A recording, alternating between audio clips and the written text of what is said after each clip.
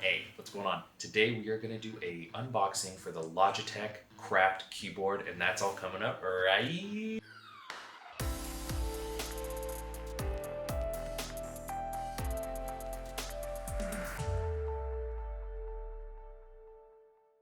now. Hey, how's it going, everybody? Kyle here, helping you level up your photo, video, and music. And to that end, if you are into photography, videography, or music production, definitely click the subscribe button so you can keep track of everything that I'm up to. So today, like I said, I want to take a peek at the Logitech Craft wireless keyboard. Well, here it is, right here. It is kind of a fancy pants keyboard. Now, it's not necessarily that new, but what I have noticed is that the price has gone down on this recently.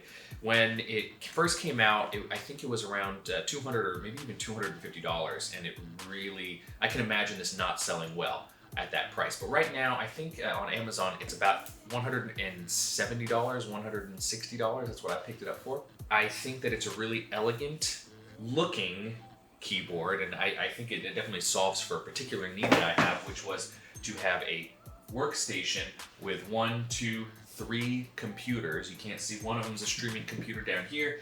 I got my PC and I got my Apple MacBook Pro right there.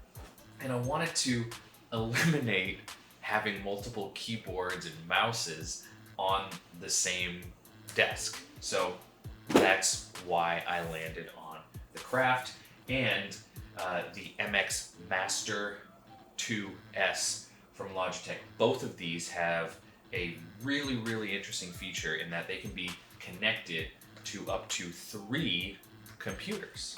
But I'm planning to do a full-blown review on both of these things combined and how well they work in this kind of workflow, as well as video, photo, and music production, because that's kind of what the Craft is geared towards. But for now, we're just gonna go ahead and do the unboxing. So here we go. Bing. Shucks, if this isn't one of like the coolest looking keyboards I've ever used, I don't know what is.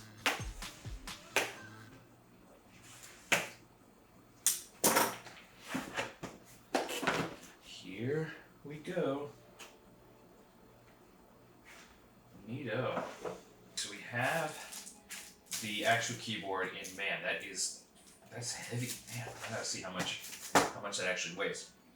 Inside the packaging, we got the quick start guide. I'll never look at that. We have the Logitech unifying USB device, which will connect any number of Logitech peripherals to the computer just with one ditty. I will probably wind up just using Bluetooth for my MacBook Pro, and I already have unifying devices in both of my PCs, so this is going to be a non-issue for me. And it looks like we have a USB to USB-C cable, ostensibly for charging and maybe updating some firmware. So let's go ahead and put this to the side, right there. And we'll take a peek at the keyboard. Oh boy.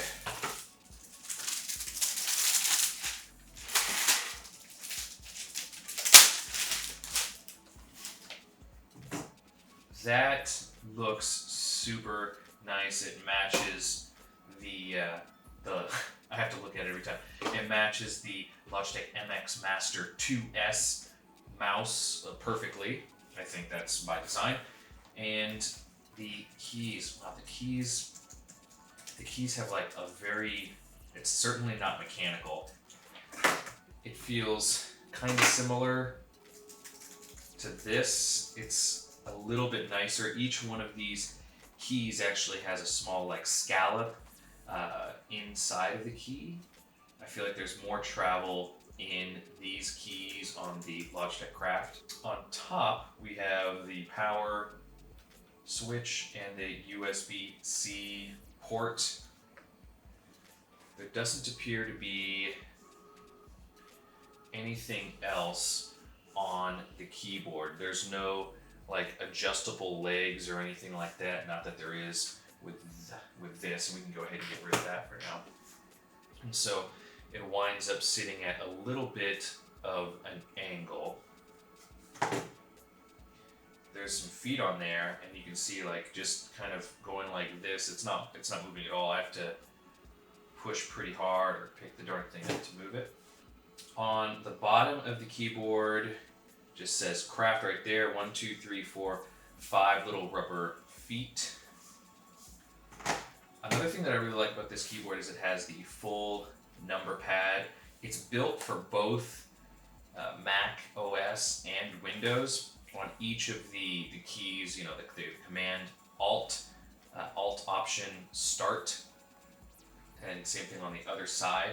It represents both of the unique keys on the same button.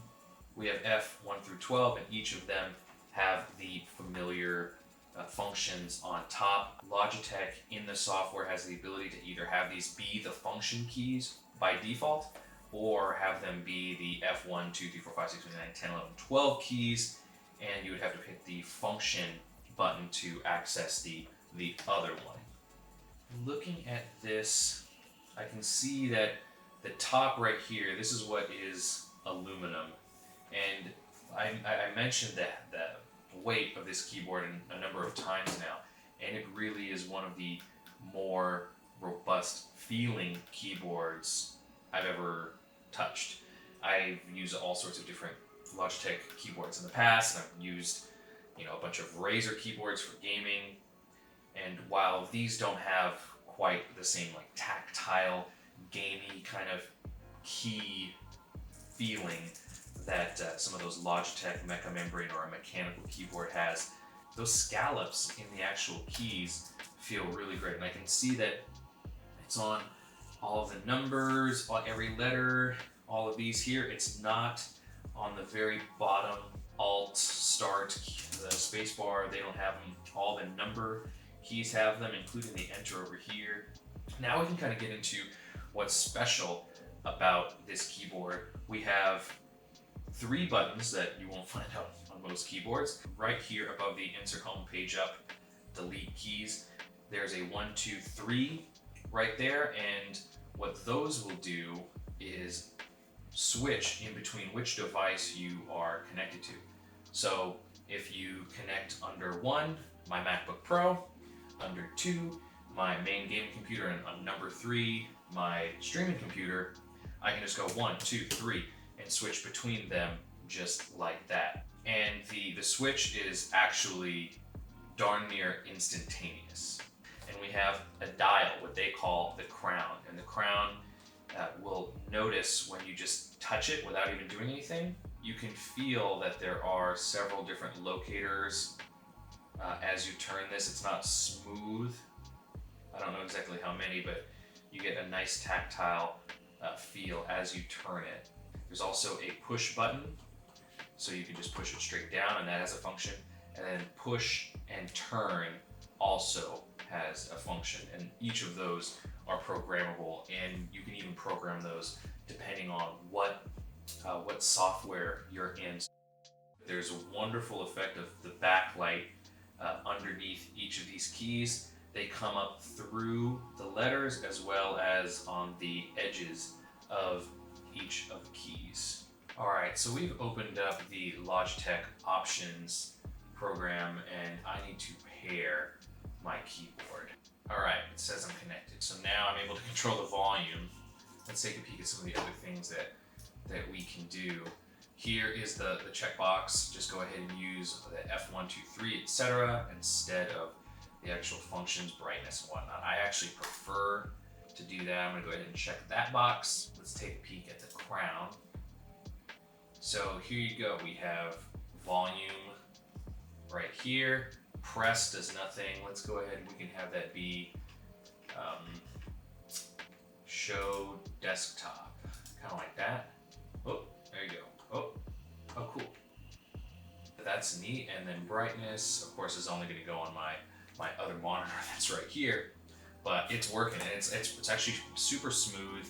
I'm interested in seeing how this is going to work in some of the other programs, Photoshop, Premiere, etc. I'm sure it's going to behave a lot like my palette controller here, but that's kind of a topic for another video. For now, I think we can wrap it up here. My final thoughts on this is that it is definitely one of the prettiest keyboards I've ever laid eyes on. It matches the mouse that I already had. Both the MX Master 2S mouse and the Logitech Craft keyboard have the feature where you could switch between 3 different computers on the fly.